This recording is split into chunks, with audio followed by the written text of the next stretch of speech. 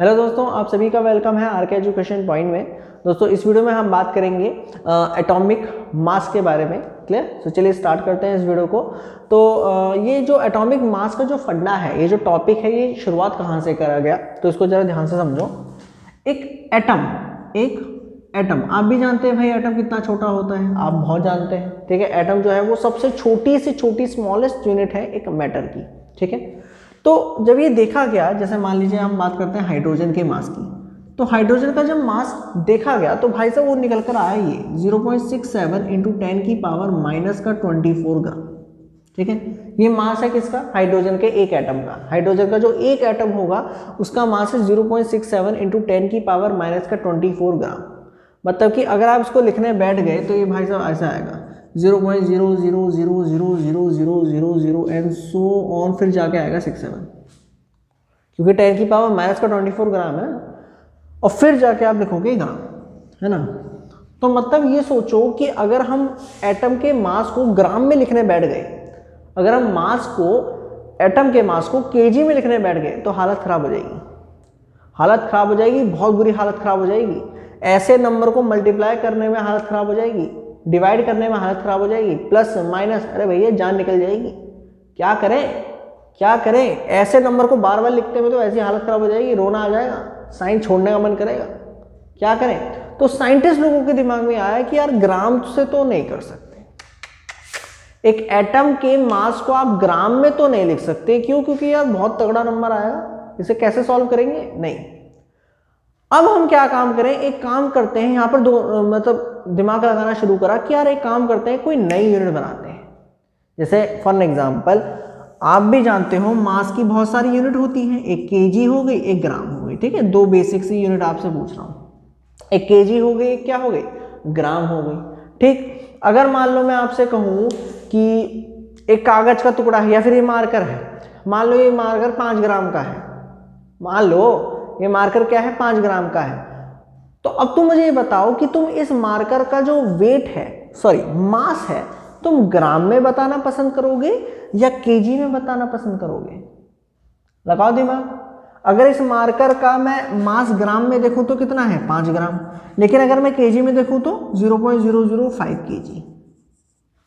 अब तुम बताओ किसमें देखना पसंद करोगे? इसमें देखना पसंद करोगे या इसमें देखना पसंद करोगे? ऑब्वियसली बात है यार, इसमें तो देखना पसंद करेंगे, कैलकुलेशन आसान रहेगी, 5 बड़ा अच्छा सा नंबर लग रहा है। ठीक, ये यहां तक समझ में आया? तुम्हें इतना क्लियर हो रहा है कि यार छोटे मास जो होंगे उनको ग्राम में देखेंगे, बड़े मास जो है उसे हम केजी में देखेंगे।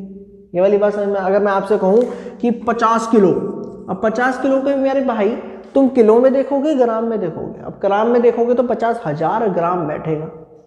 ये वाली बात समझ में आ रही है? तो मतलब ये जो यूनिट्स होती हैं ये हम खुद डिसाइड करते हैं कि हमें कैसा नंबर चाहिए।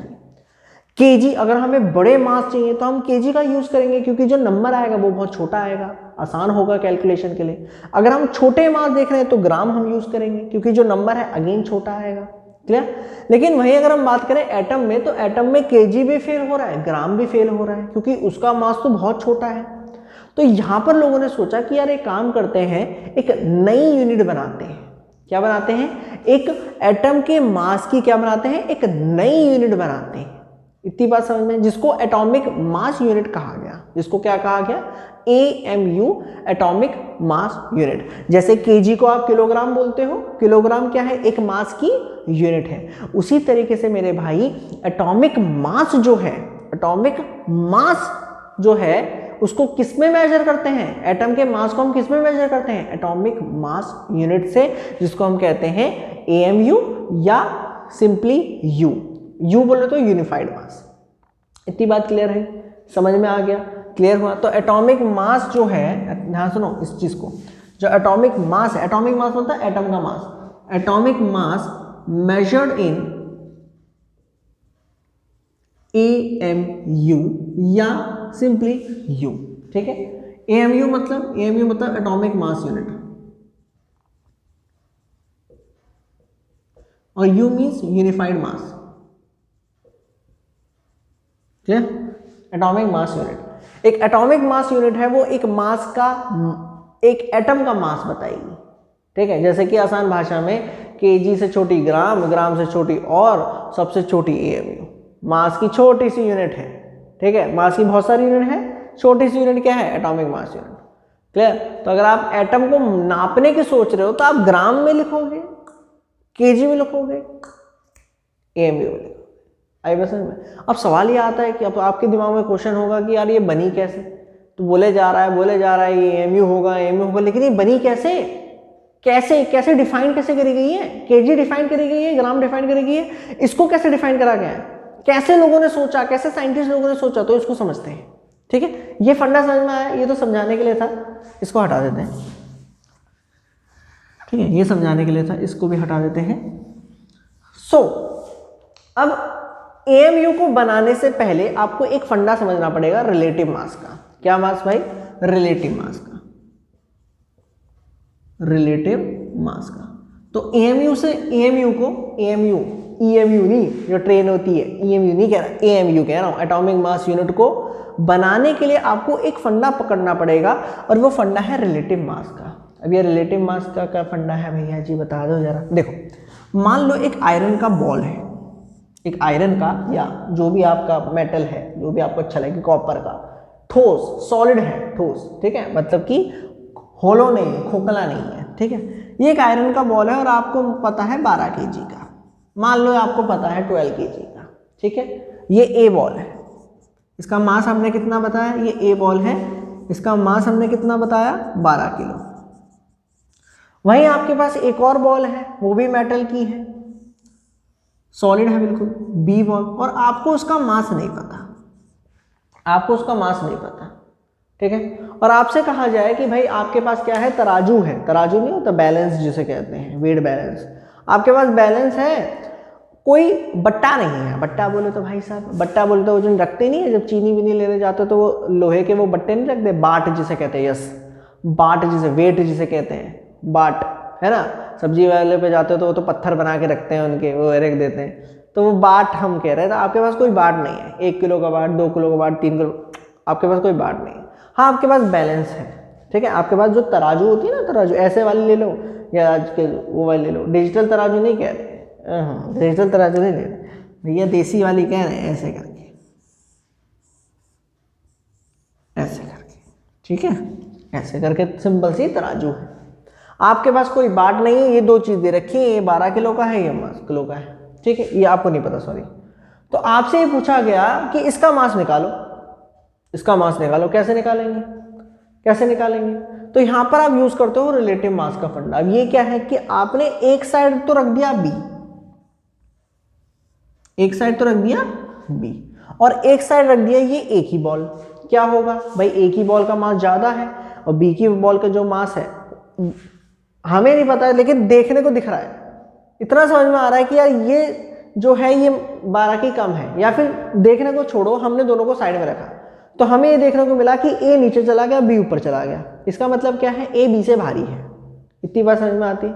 जैसे हमने बी को रखा तो भाई साहब हुआ क्या कि ये नीचे आ गया और वो ऊपर आ गया, उससे एक बात समझ में आ गई, ए का मास बी से ज़्यादा है, ठीक है। अब हम क्या काम करेंगे? हमें कैसे पता चलेगा उसका मास क्या है? तो हमने क्या काम करा, हमने ए को 2 हिस्सों में काटा, हमने ए को 2 हिस्सों में काटा, तो हमारे पास 2 मास बन गए, एक 6 किलो का, एक 6 किलो का। हमने फिर क्या काम करा, आधा ए डाला, आधा ए का हिस्सा डाला ऐसे करके, फिर भी ये वाला हिस्सा नीचे आ गया, ये वाला ऊपर आ गया। ओए होए होए होए, बड़ी समस्या। फिर हमने इस आधे वाले हिस्से को भी काटा, मतलब कि इसको 4 भाग में काटा, ए को, 1 2 3 4। फिर वो चौथा जो हिस्सा था, मतलब ये जो छोटा सा हिस्सा था, इसको हमने रखा, फिर भी ये नीचे आ रहा था। ऐसे करते गए करते गए करते गए, और हमको एक चीज ऑब्जर्व हुई, हमको भाई मेरे एक चीज ऑब्जर्व हुई कि जब हमने इसके 12 टुकड़े कर दिए, जब हमने इसके 12 टुकड़े कर दिए ऐसे करके, तो एक हिस्सा हमने यहाँ रखा, इसका ये जो एक हिस्सा है ना, ये वाला एक हिस्सा, ये एक हिस्सा हमने यहाँ रखा, रख दो भाई मेरे ऐसे करके एक हिस्सा। जैसे ही हमने एक हिस्सा रखा तो मान लो भाई ये बैलेंस हो गया, हमने देखा कि यार ये तो बैलेंस हो गया है। मतलब क्या है? मतलब ये हुआ कि इसका मास और इसका मास सेम है। लेकिन सवाल ये आता है अब एम बी निकाले कैसे? तो भाई साहब अब फॉर्मूला यूज करना पड़ेगा। एम बी जो होगा वो इक्वल होगा 1/12 इंटू ma। मतलब कि ma का, इसको 12 पार्ट में डिवाइड करा था ना, और एक पार्ट वहां रखा गया है, मतलब 12 हिस्से इसके करे गए थे। मतलब ये हुआ कि mb का मास कितना हुआ, फॉर्मूला डालो 1/12 इंटू 12, दैट इज 1 kg। ये हो गया 1 किलो।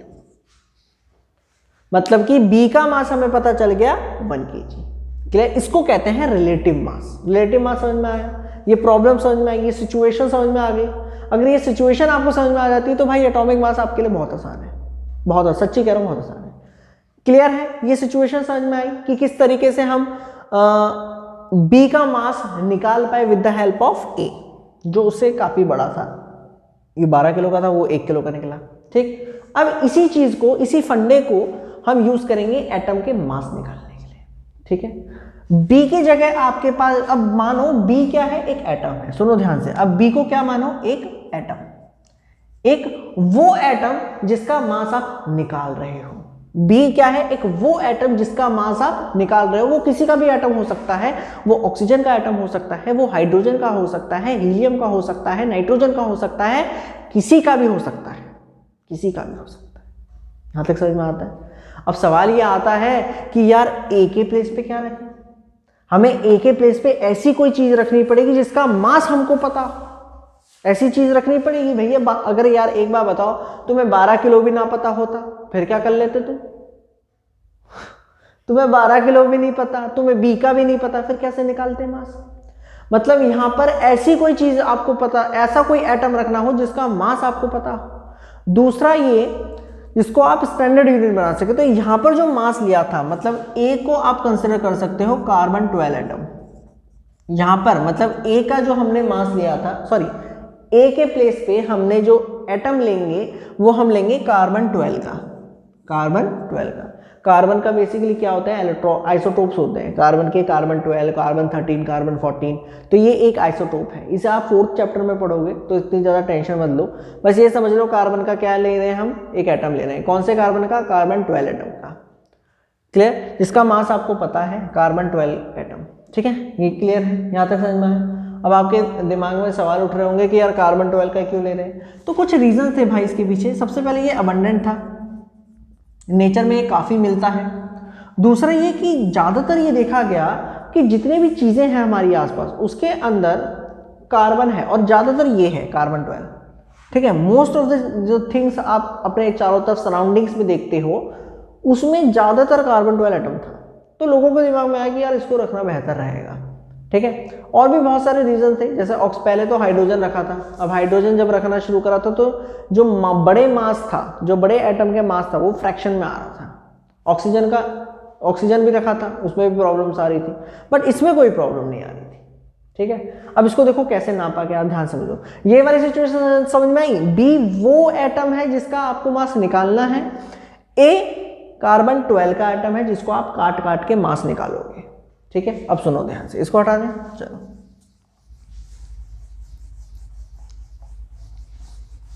वही सिचुएशन है भाई मेरे, वही सिचुएशन है। मान लो भाई बी एक एटम है और आपको उसका मास नहीं पता, आपको उसका मास नहीं पता, और ये आपके पास यहां पर अब क्या होगा, कार्बन का 12 एटम। ठीक है, जिसका मास आपको पता है C12, इसका मास आपको पता है। ठीक है, क्लियर है? आपको इसका मास निकालना है, क्या करोगे? तो ये देखा गया, ये मतलब करा गया कि इसको 12 हिस्सों में काटा गया। इसको कितने हिस्सों में काटा गया? 12 हिस्सों में काटा गया, ऐसे करके।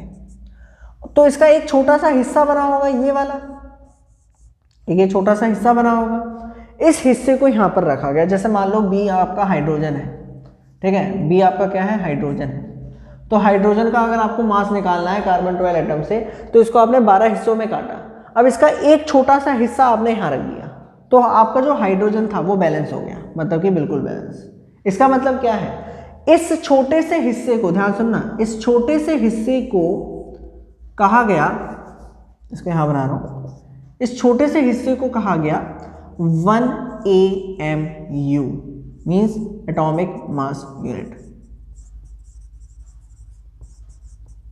एटॉमिक मास यूनिट आसान भाषा में तुम ये समझ लो कि कार्बन 12 का एटम था, उसको 12 हिस्सों में तोड़ दिया। अब जो छोटा सा हिस्सा जो बना, 12वां हिस्सा जो बना कार्बन का, उसको एक AMU कहा गया। जैसे 1 किलो होता है ना, 1 किलो होता है, अब 1 किलो का बट्टा आप यूज करते हो, आपको 10 किलो नापना है तो 10 किलो अगर आपको नापना है तो आप 1 किलो के 10 बट्टे रखोगे। उसी तरीके से यहाँ पर एटम को नापने के लिए हमने एक नए बट्टे बनाए हैं, एक नए बाट बनाए हैं, केजी के, ग्राम के ना, AMU के।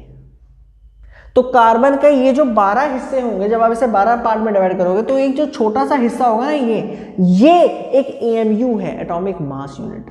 ये एक छोटा सा बट्टा है, एक छोटा सा बाट है, जिसको रख रख के आप क्या काम करोगे, दूसरे एटम का मास निकालोगे। तो हाइड्रोजन का मास कितना है, दिमाग लगाओ, हाइड्रोजन का मास अभी मैंने आपको कितना बताया था, 0.67 × 10⁻⁻24 ग्राम। लेकिन अगर हम इसी यूनिट को यूज करते तो कितना है, बताओ मेरे भाई, हाइड्रोजन का मास कितना है, 1 AMU। ओए होए यार, बड़ा सिंपल हो गया, 1 AMU। लेकिन 1 AMU को डिफाइन कैसे करा जाएगा, तो बहुत आसान है। 1 AMU इक्वल है 1/12 into mass of carbon 12 atom. Mass of carbon 12 atom, एक एटम का मास, ये वाला फॉर्मूला याद रखना है। क्लियर है, ये वाली बात समझ में आई। 1 AMU equal to 1/12 into mass of carbon atom.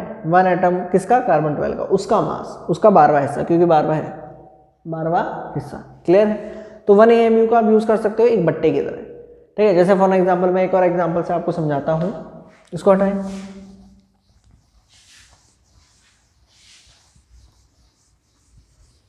जैसे मान लो आपको क्या काम करना है, आपको एक आपके पास एटम है ऑक्सीजन का, ये ऑक्सीजन का एटम है, और आपको उसे तोलना है, आपको उसका मास देखना है। तो क्या काम करोगे, कौन से बट्टे यूज करोगे, AMU के छोटे छोटे बट्टे, जो किसके बने हैं, 12 हिस्से हैं, छोटे छोटे हिस्से हैं, 12वें हिस्से हैं किसके, कार्बन 12 के। तो आपने क्या काम करे, वो हिस्से रखने शुरू करें। एक हिस्सा रखा, बैलेंस नहीं हुआ, 2 हिस्से रखे, नहीं हुआ, 3 रखे, 4 रखे, 5 रखे, ऐसे रखते चले गए। तो हमें देखने को मिला कि ऑक्सीजन का जो मास है वो आया 16U। U मीन्स यूनिफाइड मास, U और AMU एक ही हैं दोनों। ठीक है, AMU था पहले, इसको AMU बोला गया था, बाद में IUPAC ने इसको बदल दिया और इसको U कर दिया, यूनिफाइड मास। ठीक है, तो ऑक्सीजन का मास कितना आया, ऑक्सीजन के एटम का मास कितना आया, 16U। कितना आया, 16U। इसका मतलब क्या है, इसका मतलब ये है कि 16 × 1U, और 1U का मतलब क्या है, 16 1/12 मास ऑफ कार्बन 12। मतलब कि कार्बन 12 के एटम के जब आप 12 हिस्सा करोगे और एक जो छोटा सा हिस्सा बनेगा, उस हिस्से का 16 टाइम्स जो मास बनेगा वो ऑक्सीजन का मास होगा। ओए होए होए होए भाई साहब, क्या बात कह दी आज। ठीक है, ध्यान समझो इस चीज को ध्यान समझो। कार्बन 12 का एक हिस्सा जो छोटा सा होगा, उसका जब आप 16 टाइम्स करोगे तब आपको एक ऑक्सीजन का मास, ऑक्सीजन के एटम का मास मिलेगा। ठीक है, ये बिल्कुल वैसे ही है, जैसे फॉर एग्जांपल मान लो ये हम है, दिख भी रहा है, ये मान लो हम है RK। ठीक है, ये मान लीजिए भाई साहब हम है, और हमारा मास मान लो 50 किलो है। झूठे, अरे मान लो 50 kg है। ठीक है, हमारा वेट। तो इसका मतलब क्या होता है कि 1 kg का 50 गुना, 1 किलो का 50 गुना। वही अगर हम बात करते हैं आपसे, ऑक्सीजन का मास 16U है, इसका मतलब क्या है, 16 times of 1U, 16 times of 1U, और 1U क्या है, क्लियर है, समझ में आ गया, कोई डाउट तो नहीं है। तो ये एक छोटी सी वीडियो हमने आपको बताई एटॉमिक मास की। आई होप आपको AMU या फिर जिसे UV कहते हैं, फंडा समझ में आया हो कि भाई कैसे AMU है क्या, एक बट्टा ही है छोटा सा, केजी का बट्टा होता है ना, ऐसी AMU का छोटा सा बट्टा है, जिसको रख रख के आप क्या काम करते हो, दूसरे एटम्स का मास कैलकुलेट करते हो, सॉरी मेजर करते हो।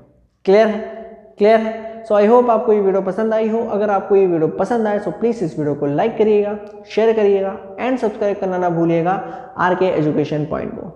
फिर मिलेंगे ऐसी ही एक और वीडियो के साथ, जब तक ले गुड बाय।